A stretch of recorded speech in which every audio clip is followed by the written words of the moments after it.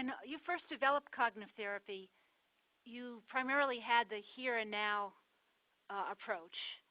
And it seems to me that you started to think about things a little bit differently when you really put your focus on the treatment, the conceptualization and treatment of personality disorders. Yeah.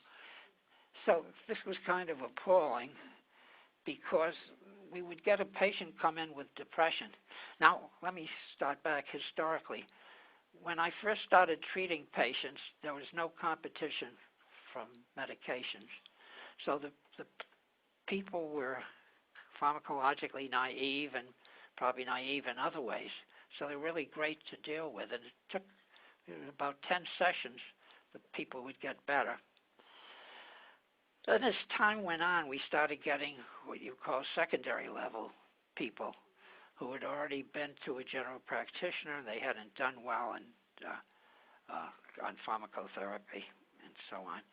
So they weren't the nice, ripe, juicy cases that I had early on. And so what really brought it to mind was a patient that I'd had who had gone through therapy, and she was really great in automatic thoughts, and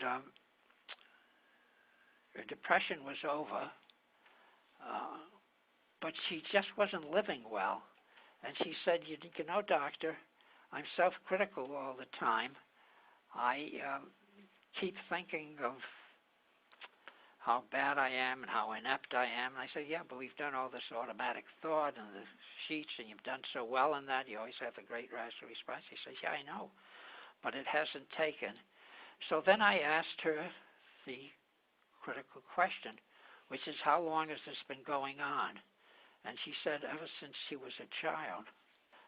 So it turned out that when she was about 7 or 8 years old, and she had a 6-year-old sister, the father had died. The mother had to become a breadwinner. Without going into all the details, the mother really was coming down hard on the patient.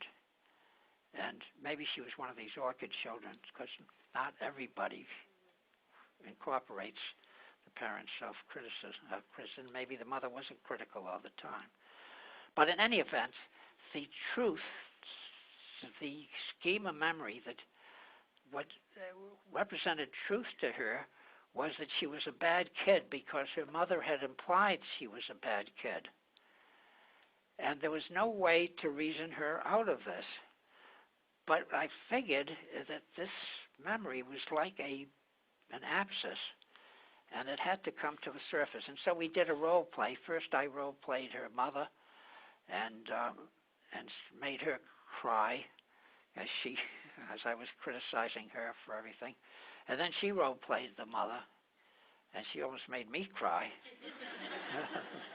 And then what happened is she then theoretically was able to integrate this childhood experience into her adult, and she could now see the childhood experience with some degree of distance and separate her adult self from what she had perceived as her child self. And so what was her new understanding about her mother? And so that's very good. So when she role-played the mother, this is very important, Judy, thank you.